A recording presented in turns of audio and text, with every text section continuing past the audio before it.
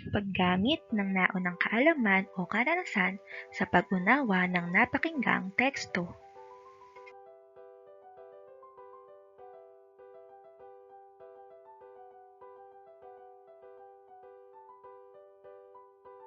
Basahin ang kwento na may pamagat na nagkamali si Onyok.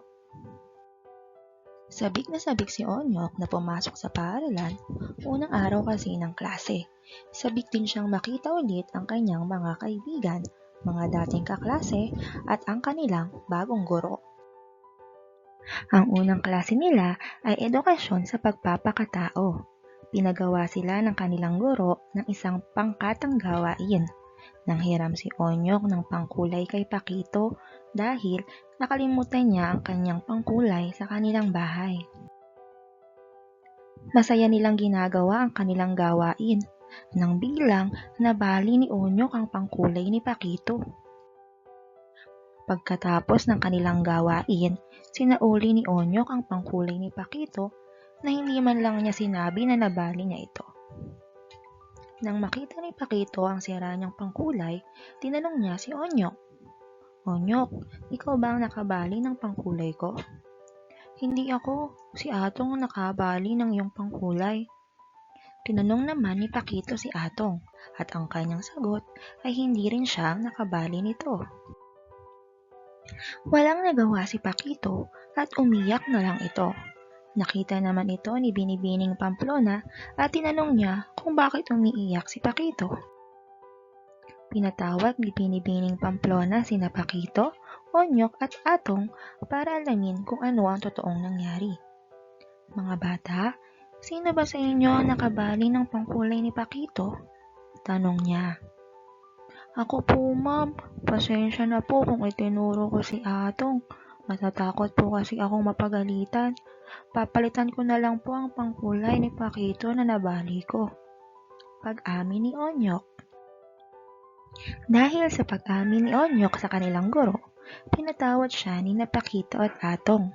Pinuri naman ni Binibining Pamplona ang kanyang katapangan sa pag-amin ng kanyang kasalanan. "Tama ang iyong ginawa, Onyok. Dapat huwag tayong matakot na umamin ng ating kasalanan," wika ni Binibining Pamplona.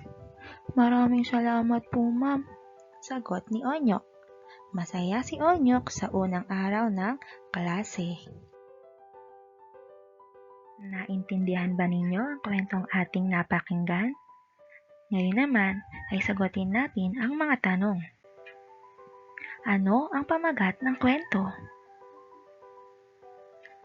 Tama, ang pamagat nito ay nagkamali si Onyok. Sino-sino ang mga tauhan sa kwentong napanood?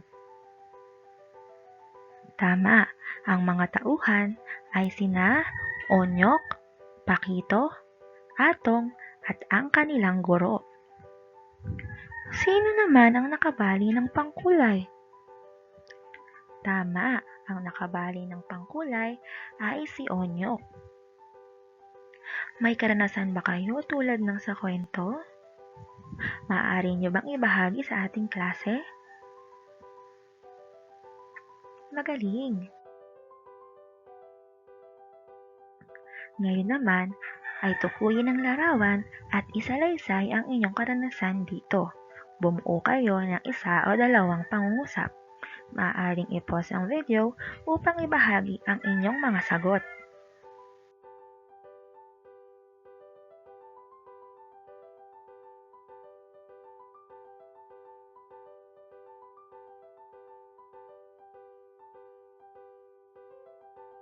Husay. Ang paggamit ng naunang kaalaman o karanasan ay mahalaga upang maunawaan ang napakinggan o nabasang teksto.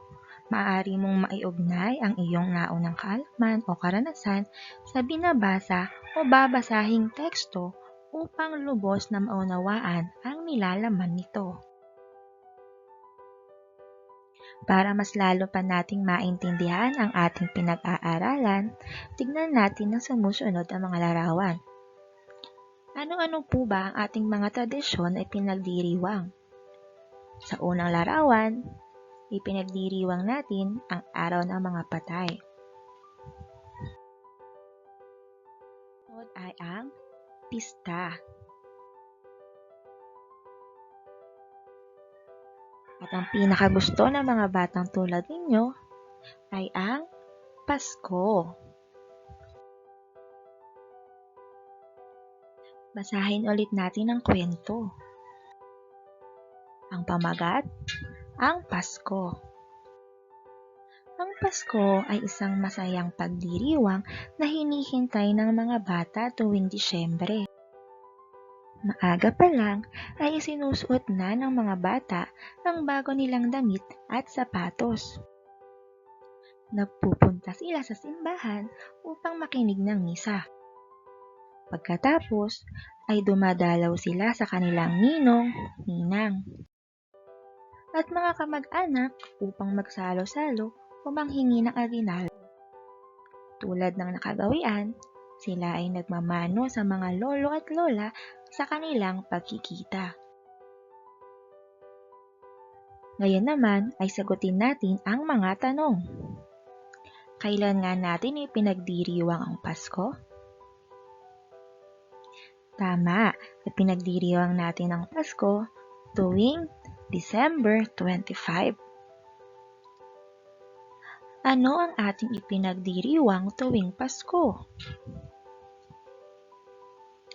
Tama, ating ipinagdiriwang ang kapanganakan ng ating Panginoong Hesukristo. Ano-ano naman ang ginagawa ng mga batang tulad ninyo tuwing araw ng Pasko?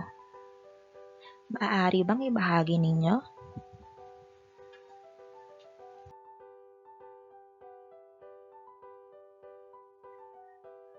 Ginagawa mo rin ba ang ginagawa ng mga bata sa kwento?